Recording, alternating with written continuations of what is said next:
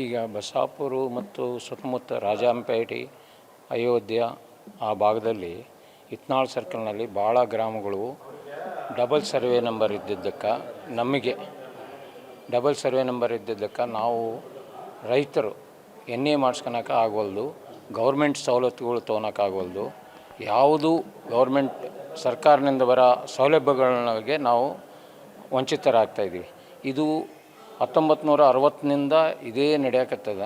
ಈ ನಡಕ ನಾವು ಇದರ ಬಗ್ಗೆ ಎಲ್ಲ ರೈತರು ಕೂಡಿ ನಾವು ಇದರ ಬಗ್ಗೆ ಜಿಲ್ಲಾಡಳಿತಕ್ಕೆ ಮತ್ತು ರಾಜಕೀಯ ವ್ಯಕ್ತಿಗಳಿಗೂ ನಾವು ಹೇಳಿ ಮಾಡಿದಾಗ ಈಗ ಒಂದು ಚಲನೆ ಬಂದು ಈಗೇನೆಂದರೆ ಒಂದು 2 ತಿಂಗಳದಾಗ ಇವು ಬಗೆಹರಿಸ್ತೀವಿ ಅಂತಂದು ಹೇಳ್ತಾ ಇದ್ದಾರೆ. ಇದು ಕಾರಣ ಏನಂದರೆ 1951-52ನಲ್ಲಿ ಸರ್ವೆ ಆಗಿತ್ತು. ಆವಾಗಿನ ಸರ್ವೆ ಮಾಡಿದಾಗ ಹೊಸ ನಂಬರ್ನೂ ಇಟ್ಟಾರ, ಹಳೆ ನಂಬರ್ನೂ ಇಟ್ಟು ಅದನ್ನು ಹಂಗೆ ಕಂಟಿನ್ಯೂ ಮಾಡಿದ್ದಕ್ಕೆ ಈಗೆಲ್ಲ ತಾಂತ್ರಿಕವಾಗಿ ಅದು ತೊಂದರೆ ಆಗಕತ್ತದ. ಈಗ ಅದನ್ನು ಸರಿಪಡಿಸೋ ಸಲುವಾಗಿ ಜಿಲ್ಲಾಡಳಿತವನ್ನು ನಾವು ಮಾಡಿಕೊಡ್ತೀವಿ ಅಂತಂದು ಹೇಳ್ತಾ ಇದ್ದಾರೆ. ಅದನ್ನು ಎಲ್ಲ ಸೀಜ್ ಹಾಕಿದಾರಲ್ಲ ಸರ್, ಇವೆಲ್ಲ ಸೀಜ್ ಮಾಡಿದ್ದಾರೆ ಆಲ್ರೆಡಿ. ಹೌದು, ಕೆಲವು ರೆಸಾರ್ಟ್ಗಳನ್ನ ಮುಚ್ಚಂತ ಹೇಳ್ತಾ ಇದ್ದಾರೆ. ಏನು ಸರ್ ಮತ್ತೆ ಅಂತ ಈಗ ಅಲ್ಲಿ ಭಾಳ ಜನ ಅದನ್ನು ನಂಬಿಕೊಂಡಿರ್ತಾರೆ, ಕೆಲವು ಜನ ಇದು ಮಾಡ್ತಾರೆ. ಇಲ್ಲ, ಅದೇ ವಿಷಯ ಅದೇನೆಂದರೆ ಲೋಕಾಯುಕ್ತದವರು ಬಂದು ಸುಮೋಟವಾಗಿ ಕೇಸ್ ಮಾಡಿದ್ದಕ್ಕೆ ಅನಿವಾರ್ಯ ಕಾರಣಗಳಿಂದ ಈಗ ಅದನ್ನು ನೀವು ಅನಧಿಕೃತ ಇರೋವು ಅಧಿಕೃತ ಮಾಡ್ಕೊಂತಂದು ನಾವು ಕಾಲಾವಕಾಶ ಕೇಳಿದೀವಿ. ಇವತ್ತು ನಾವು ಜಿಲ್ಲಾಡಳಿತಕ್ಕೆ ಕೇಳಿದೀವಿ.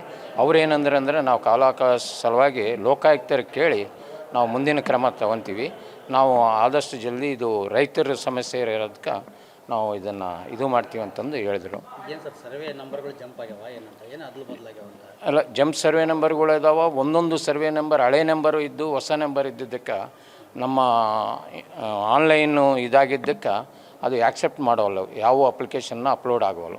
ಅದರಿಂದ ಈ ತೊಂದರೆಗಳು ಬರ್ತಾಯಿದ್ದಾವೆ. ಇದು ಎನ್ ಎ ಮಾಡೋಕ್ಕಾಗಲಿ ಯಾವುದನ್ನ ವಿಷಯ, ಈಗ ಪರಿಹಾರ ಆಗಲಿ, ಬೆಳೆ ಪರಿಹಾರ ಆಗಲಿ, ಇನ್ಶೂರೆನ್ಸ್ಗಳಾಗಲಿ ಯಾವುವು ನಮ್ಮ ಇತ್ನಾಳ್ ಸರ್ಕಲ್ನಾಗ ಇದಕ್ಕೆ ವಂಚಿತರಾಗ್ತಾಯಿದ್ವಿ.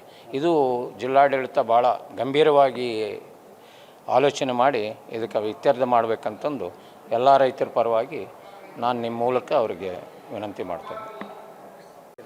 ಹಾಂ ಸರ್, ನೀರು ಕಟ್ ಮಾಡಿದ್ದಾರೆ, ವಿದ್ಯುತ್ ಕಟ್ ಮಾಡಿದ್ದಾರೆ, ಹಾಂ ಸರ್, ಇದು ಮಾಡ್ತಾರೆ. ಯಾಕಂದ್ರೆ ಅವು ಅನಧಿಕೃತವಾಗಿದ್ದಾವೆ ಅಂತೇಳಿ ಲೋಕಾಯುಕ್ತದಿಂದ ಇದು ಬಂದಿರೋಂಥದ್ದು, ವರದಿ ಬಂದಿರೋಂಥದ್ದು. ಹಾಂ ಸರ್, ಈಗ ಅದಕ್ಕೋಸ್ಕರ ಅದು ನಾವು ಸರ್ವೆ ನಂಬರ್ ಜಂಪ್ ಸರ್ವೆ ನಂಬರ್ಗೋಸ್ಕರ ಹಾಕಿದ್ದೀವಲ್ಲ ಸರ್. ಈಗ ಅದು ಹಾಕಿದಕ್ಕೋಸ್ಕರ ಅದೇನಾಗಿದೆ ಅಂದರೆ ಜಂಪ್ ಸರ್ವೆ ನಂಬರ್ ಸಿಂಗಲ್ ಆಯ್ತಪ್ಪ ಅಂದರೆ ನಮಗೆಲ್ಲ ಸಮಸ್ಯೆಗಳು, ರೈತರ ಸಮಸ್ಯೆಗಳೆಲ್ಲ ಕ್ಲಿಯರ್ ಆಗ್ತಾವೆ ಸರ್. ಯಾಕಂದರೆ ನಾವು ಯಾವುದು ಪರಿಹಾರನ ತೊಗೋಬೋದು.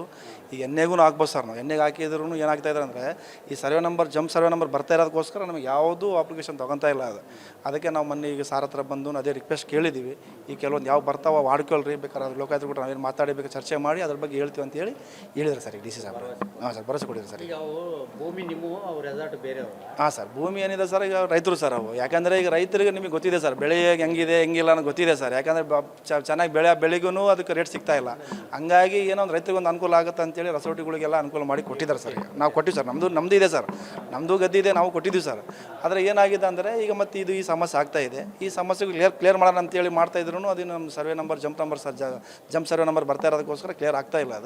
ಅದಕ್ಕೆ ಈ ಸಲ ಕ್ಲಿಯರ್ ಮಾಡೋಕ್ಕಂತೇಳಿ ನಾವು ಸಾರ್ ರಿಕ್ವೆಸ್ಟ್ ಕೇಳಿದ್ದು, ಮನವಿ ಮಾಡಿವಿ ಸರ್. ಈಗ ಮತ್ತು ಈಗ ಸಾರ್ ಏನಂದ್ರೆ ಲೋಕಾಯುಕ್ತರಿಗೆಲ್ಲ ಕೇಳಿ ಬೇಕಾರೆ ನಿಮಗೆ ಒಂದು ಅದು ಏನು ಬರ್ತೀವಿ ಕೇಳಿ ಹೇಳ್ತೀವಿ ಅಂತ ಹೇಳಿದ್ರು ಸರ್ ಅವರು. ಅದಕ್ಕೋಸ್ಕರ ಒಂದು 2 ತಿಂಗಳ ಬೇಕಾದ್ರೆ ತಡೀರಿ ನೋಡೋಣ ಅಂತ ಹೇಳಿದೆ ಸರ್. ಈಗ ಸರ್ವರಲ್ಲಿ ಅಂತೇಳಿ ನಮ್ಮ ಗ್ರಾಮ ಪಂಚಾಯತ್ ಉಪಾಧ್ಯಕ್ಷ ಸರ್ ನಾವು ಸರ್. Okay sir.